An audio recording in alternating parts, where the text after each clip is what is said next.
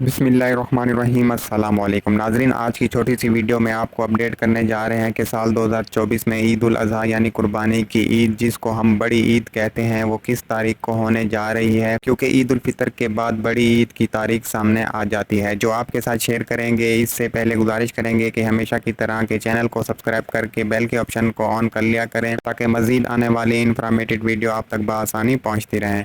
तो नाजरीन, सबसे पहले यहाँ पर आपको क्लियर कर दें और समझा भी दें कि ईद उल फितर के 2 महीने और 10 दिन के बाद बड़ी ईद होती है, और जो तारीख बनने जा रही है पाकिस्तान में ईद उल अज़हा की, वो रोयत हलाल कमेटी की अपडेट के मुताबिक जो इन्होंने अपने ऑफिशियल पेज के ऊपर जारी की है, इसके मुताबिक 17 या 18 तारीख को ईद उल अज़हा का पहला दिन बनता है। आपका इस बारे में क्या ख्याल है कि ईद उल अज़हा किस तारीख को होगी? कमेंट करके अपनी राय का इजहार ज़रूर करें, और इस तरह की मज़ीद अपडेट के लिए चैनल को सब्सक्राइब करके बेल के ऑप्शन को ऑन कर सकते हैं।